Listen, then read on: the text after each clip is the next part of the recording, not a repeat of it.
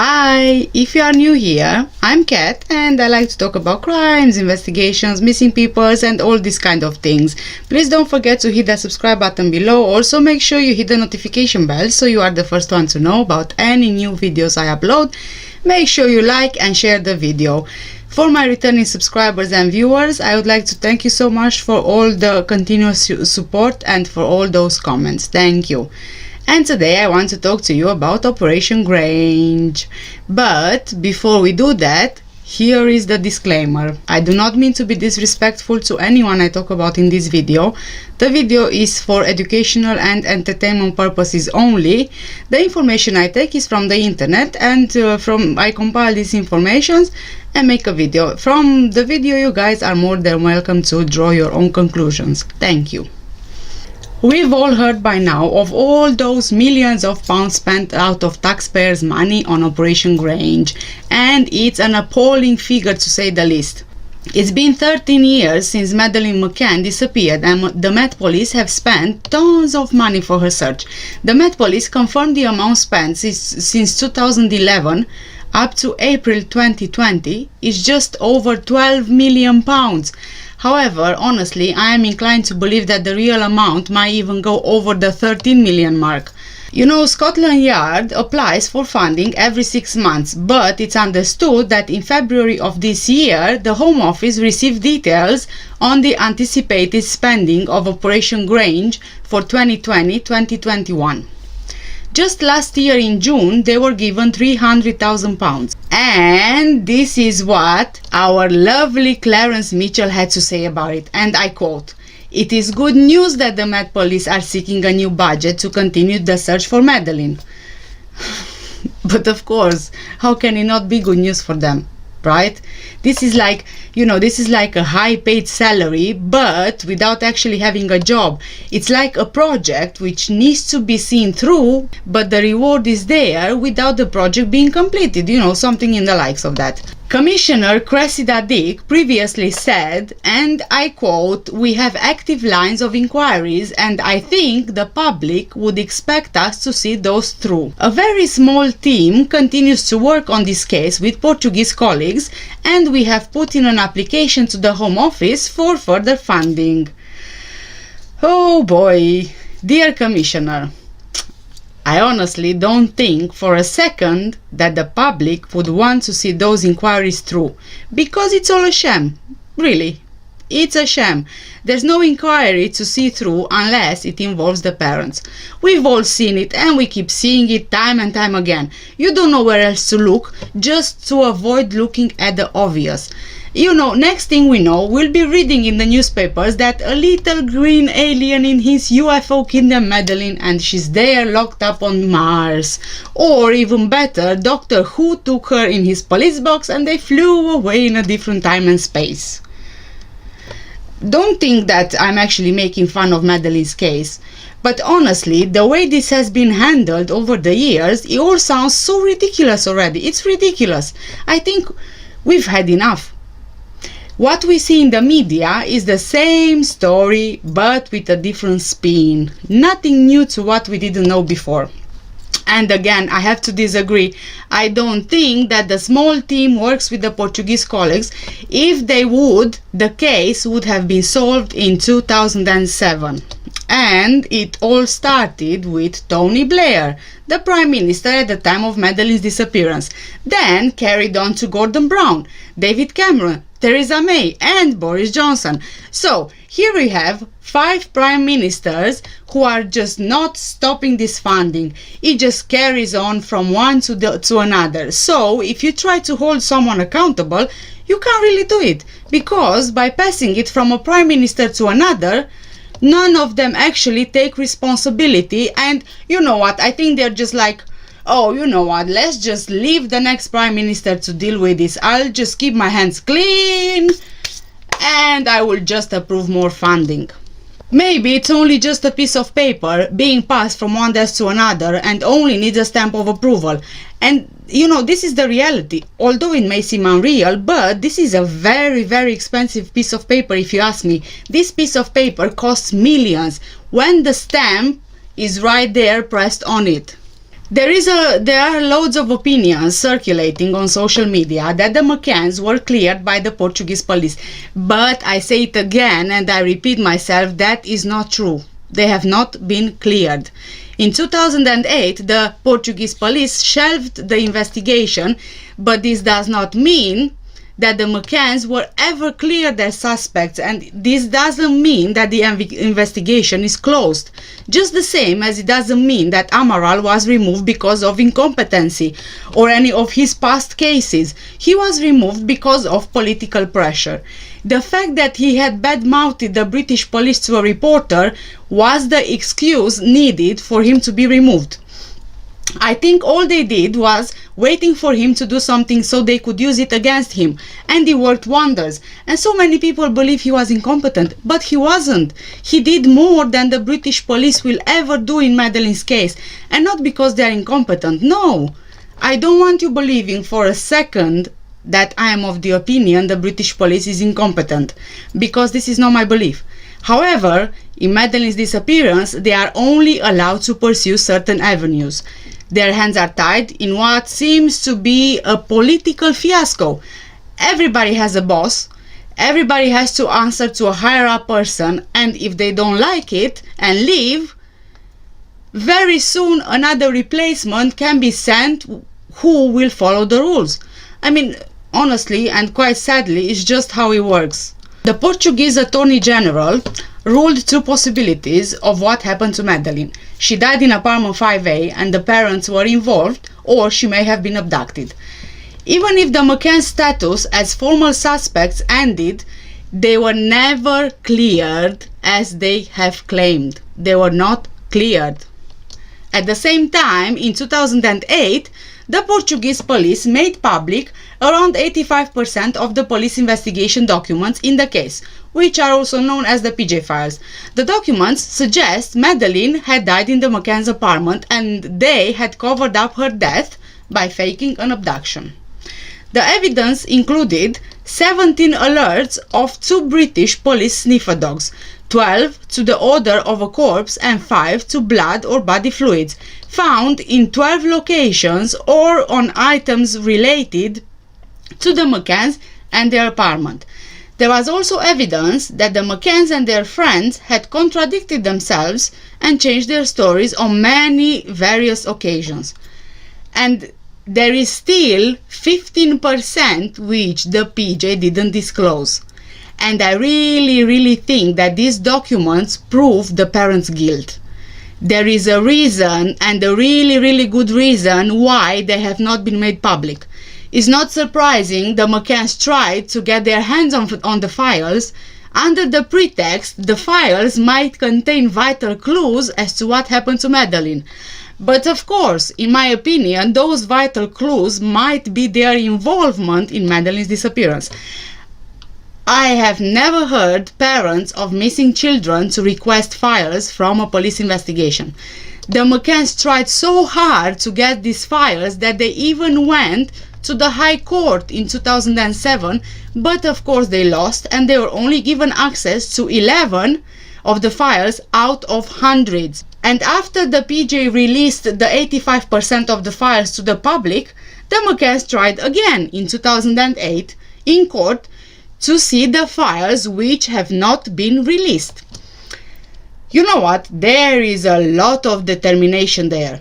And it doesn't seem to me it's a determination of parents concerned with finding their daughter.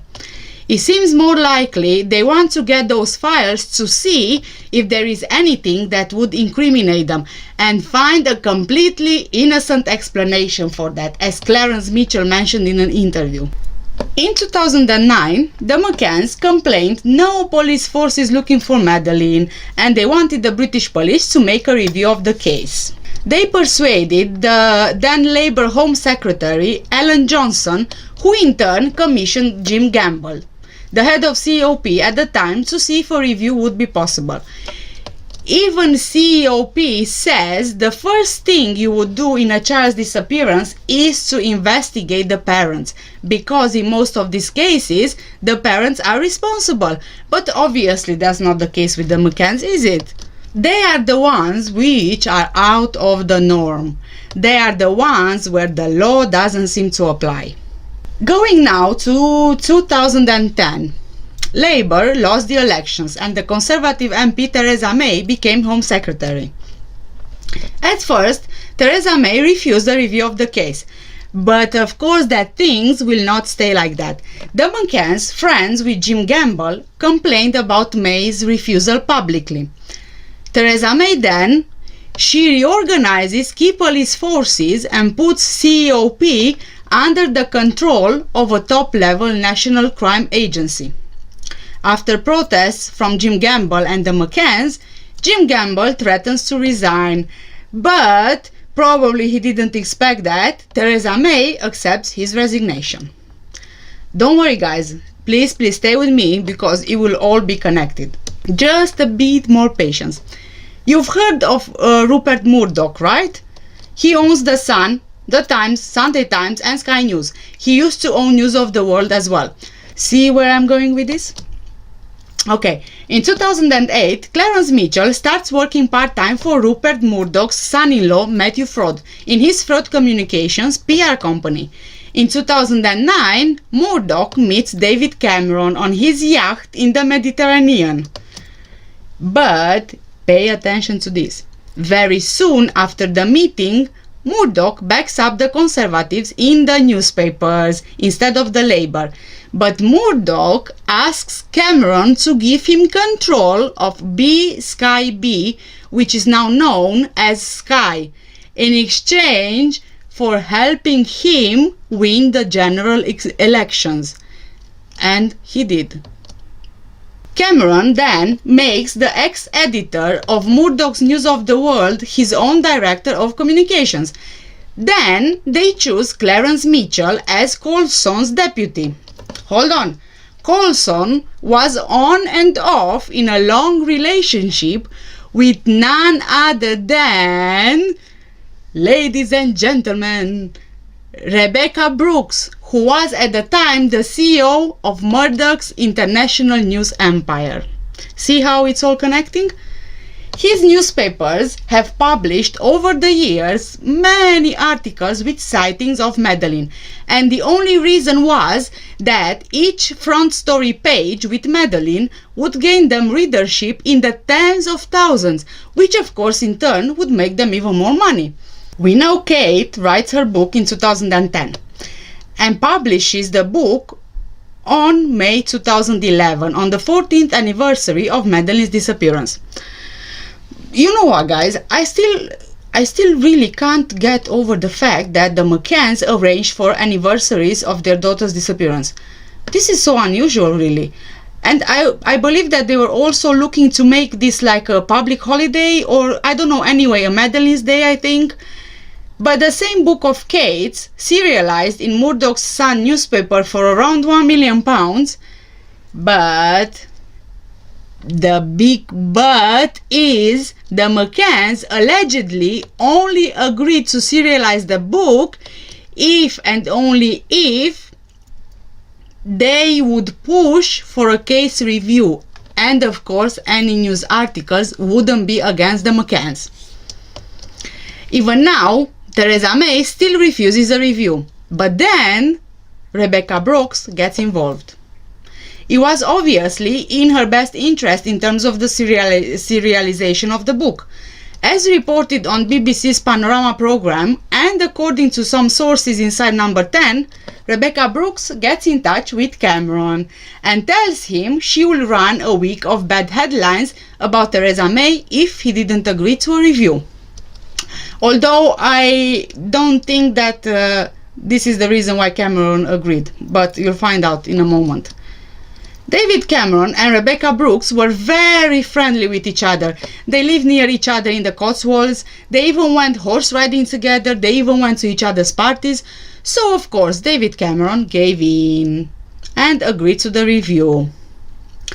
All this review thing started off weird as it is. Usually the funding request would go from the small police force, and in this case would be Leicestershire Police, being that the McCanns live there.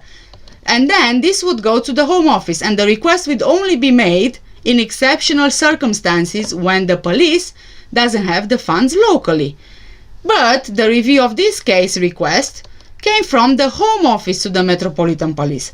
When asked of them, the Metropolitan Police did say they understand they are a big police force with resources, but it wouldn't be fair on the taxpayers the Met to spend the resources on a missing child's case when the McCanns are from Leicestershire and the child were missing in Portugal. However, the Met agreed as long as the funding came from the Home Office. But we need to get back to David Cameron for a second, because this review and how the public would see it was well planned and orchestrated in advance, in my opinion. The way it went was, the McCanns wrote a letter to the Sun, right? The next day, the Sun publishes the letter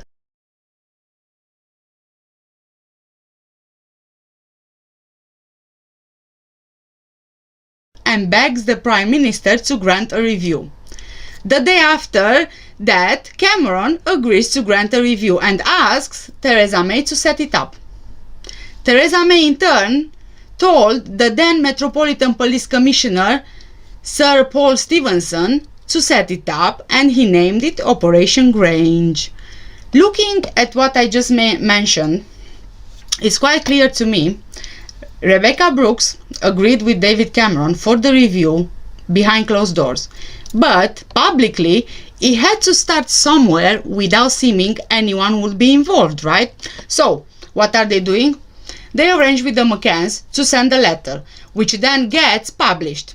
Theresa May sees it, the British public see it, everyone is now sympathetic to the parents, and to save face with the public, Theresa May will have to agree. But most importantly, David Cameron would have the justification necessary to go ahead with the review without arguments here or there. This is what I think. And also, I found some things, and I don't know if it's got anything to do with anything, but Grange is a significant term in Freemasonry.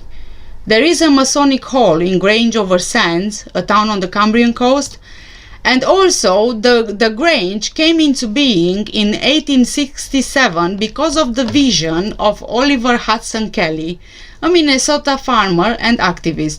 He had long held that farmers, because of their independent and scattered nature, needed a national organization which would represent them, much as unions were beginning to do for industrial workers. Farmers were at the mercy of merchants for both needed farm supplies and for marketing their crops. Railroads and warehouse companies were taking advantage of farmers as well. Okay, that's it for the history lesson. And now let's get back to Operation Grange. How it goes is, every police review or investigation has an official brief, right? Also known as a remit. 7 months after Operation Grange is set up, the Met police officers agree on the review's remit. Drawn up by Detective Chief Superintendent Hamish Campbell, it said, and I quote, "The investigative review is intended to collate, record and analyze what has gone before. It is to examine the case and seek to determine, as if the abduction occurred in the UK, what additional new investigative approaches we would take and which can assist the Portuguese authorities in progressing the matter." End of quote. And obviously the McCanns are thrilled with the remit. This remit means that the 40 or so police engaged on the review team can only investigate an abduction. Their job is to find who the abductor is, even if the case shelved by the Portuguese police mentioned a version of Madeleine dying in apartment 5A and the McCanns hiding the body. Scotland Yard's review went against the PJ decision. The decision by Hamish Campbell meant the parents cannot be investigated, neither their Tapa 7 friends. Hamish Campbell was answerable to Commander Simon Foy, and he was a very strange choice because of his blunders during his investigation of the murder of Jill Dando. Campbell was in charge of that investigation, responsible only to Brian Moore, the senior investigating officer.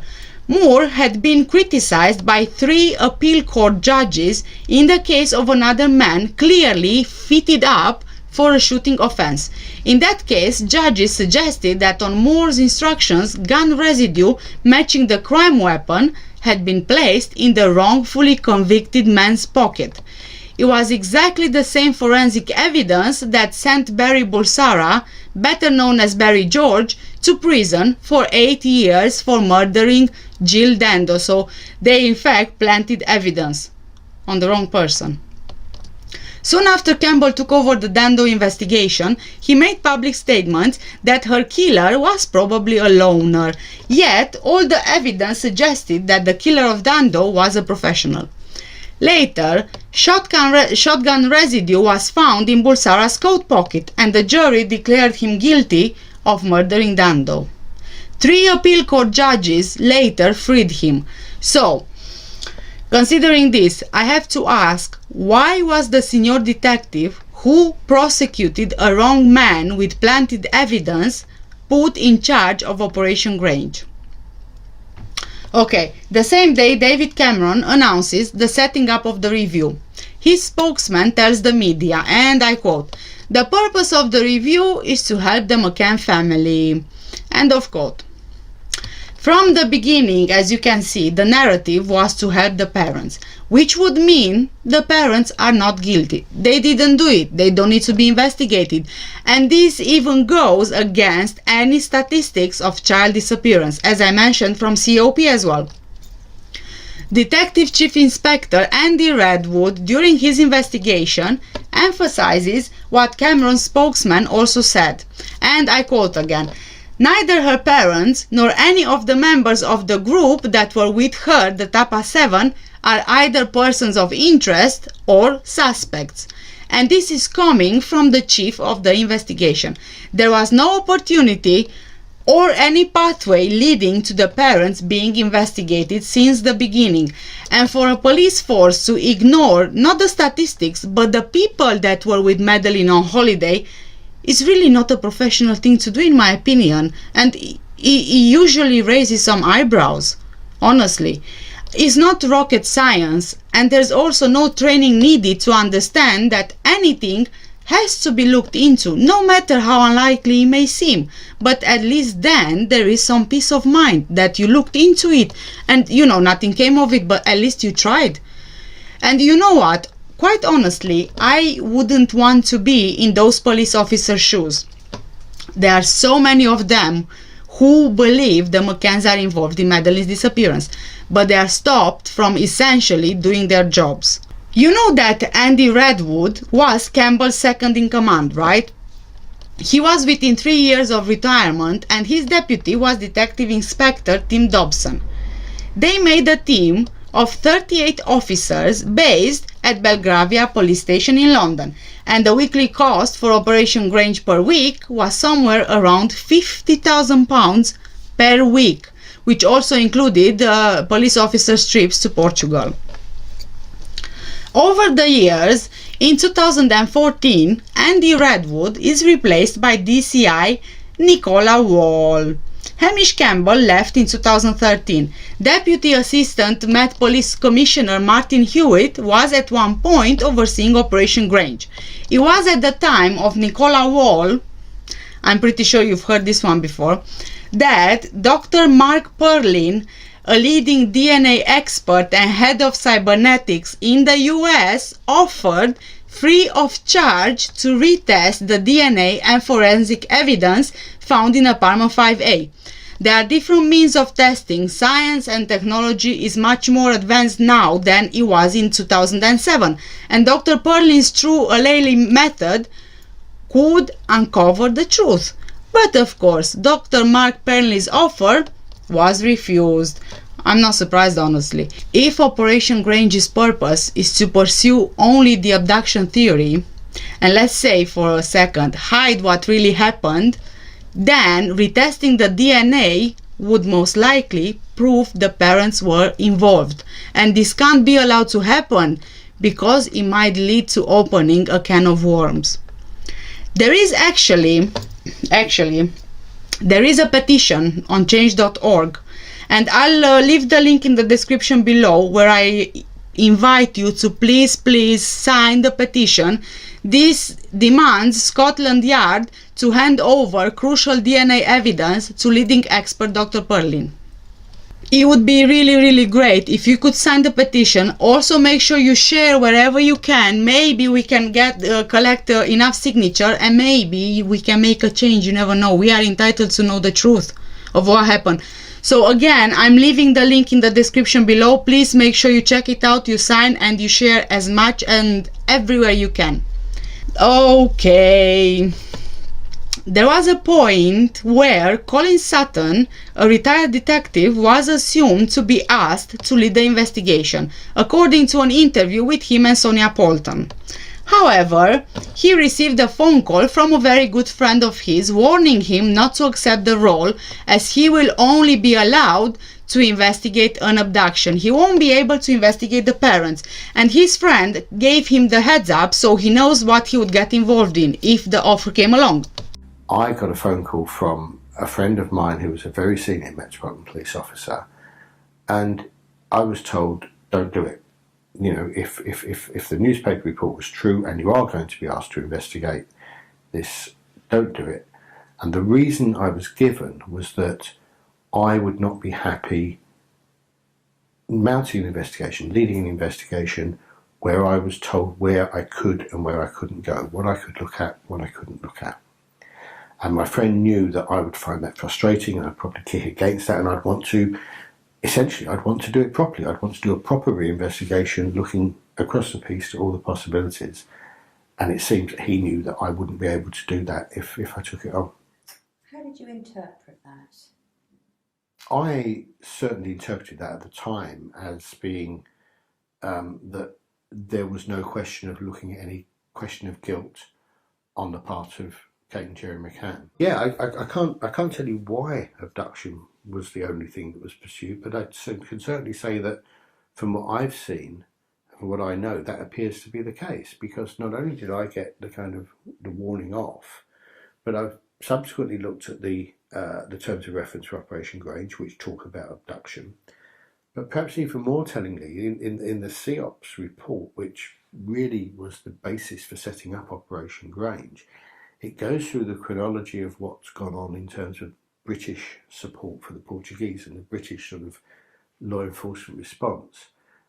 And we can see that when the first Gold Steering Group was formed, which was on the 8th of May, so it's 5 days after Madeleine went missing, they are already at that point using the word abduction, talking about supporting the Portuguese investigation into the abduction. So it seems to me that there was a mindset that was taken on at a very early stage in this investigation, and which has persisted all the way through up to the current time with Operation Grange. She wasn't old enough to make a decision to set off and start her own life. However she left that apartment,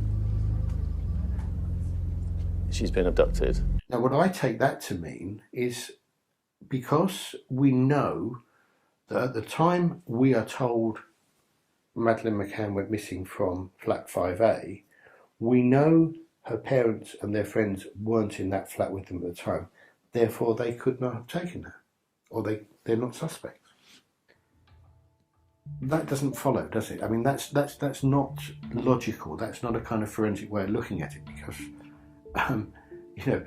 that's based on some pretty huge assumptions. Over the years, we know there was a lot of criticism on Operation Grange.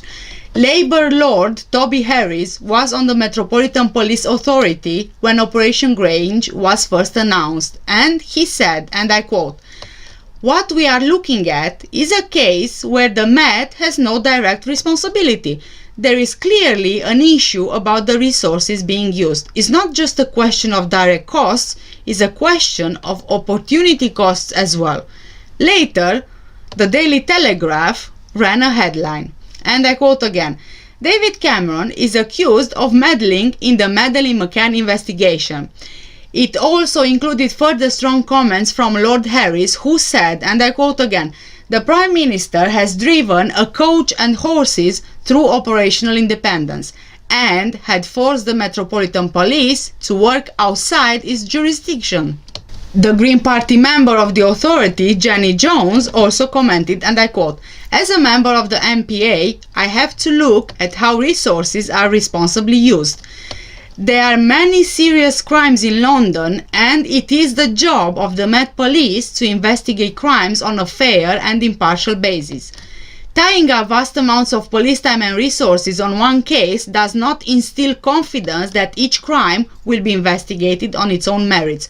For example, the Forensic Service Unit has been closed.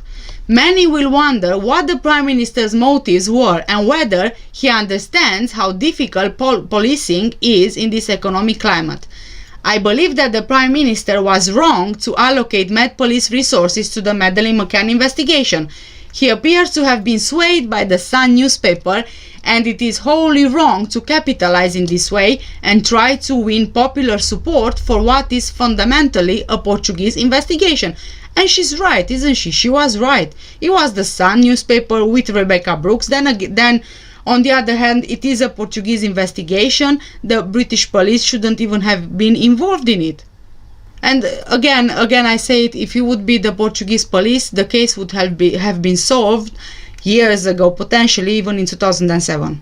Liberal Democrat Pierre Lord Bradshaw also added, and I quote again, "The decision is a PR exercise. Chief constables are desperately worried that their operational independence will be compromised." The reports indicated at the time that the Home Office granted another £2 million to Operation Grange for further investigative work until April 2016. On the 26th of April 2015, a number of newspapers reported that Operation Grange was to be scaled down from 29 full-time officers to just 4. There were some impressive statistics given by Operation Grange at the time, probably to justify the amount of money spent or requested. Okay, as it went, then 1,338 statements taken, 1,027 exhibits collected, 650 sex offenders considered, 8,685 potential sightings of Madeleine around the world considered, 560 lines of inquiry pursued, over 11,000 mobile phone records seized and examined, 31 rogatory requests sent to a number of countries. Several suspects, some of them named, were questioned and or interviewed under coercion. And after all this was done, nothing was found.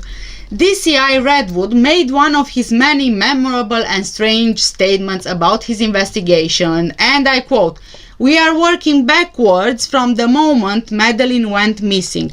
To understand what happened to her is like peeling back the layers from an onion." End of quote here. Well, I think if you would truly peel back the layers from an onion, at the core of it, you would already find the people responsible. You don't even need to look beyond Rotley, Leicestershire. And then, what you can do, you just dice the onion, if you get what I mean, and when the onion is fried, voila, the case is solved. Bad comparison, I know, but I was just carrying on the narrative of the onion. Let's see now what's left of Operation Grange. As of 2019, Detective Chief Inspector Mark Cranwell was put in part-time charge of Operation Grange, which has cost taxpayers £12 million to date. Well, officially £12 million, but I think he went way over £13 million. So far, he has not made a single arrest, yet was still granted another £300,000 by the Home Office in June 2019. The Met said, and I quote, "As of 30th of September 2019, there are 4 officers working full-time on Operation Grange, 1 detective sergeant and 3 detective constables. The senior investigating officer is Detective Chief Inspector Mark Cranwell, who does not work full-time on the investigation. DCI Cranwell reports to Commander Stuart Candy from the Met's Specialist Crime Command, who has chief officer responsibility for Operation Grange." So, There you have it. From a team of over 30 officers, they got down to 4 running Operation Grange. Funding is still coming in. For what? I have no idea. There's no new evidence, always kept in the newspapers, a lead here and then a lead there, witness who saw this and witness who saw that, breakthrough in the case, Christian Bruckner a suspect, but then he's not. It's just ridiculous. Grasping at straws, trying to keep the story going, the McCanns never giving up hope that Madeleine is still alive. All a farce. It's all a farce in my opinion. And so, ladies and gentlemen, as it turns out, in the last couple of days, as we've seen in the media, on the telly, in the news, online newspapers, online articles, radio, wherever, Operation Grange yet again received another £350,000 in more funding for a sham investigation. So, here we have 4 police officers investigating Operation Grange with no leads, with no suspects. They receive again £350,000 in a sham investigation. How ridiculous this is. How ridiculous it is. Oh my God, completely unbelievable. For how long are we going to keep doing this? I have no idea. The year passed and there's nothing new. We already know what happened with Madeleine, but I don't know when there will be someone who will actually say stop and put an end to this. And with this, I will end today's video. My next one will be Metodo 3. So stay tuned. Make sure you subscribe by hitting the big red subscribe button below. Like, share, hit the notification bell as well so you know when my next video will be public. And please, again, I need to remind you, don't forget to sign the petition. The link will be in the description below. Make sure you also share with everyone, everywhere you can. The more signatures we get, the more chances are that we can actually make a difference. Thank you guys so much for watching today's video. Please stay safe and take care. Bye bye.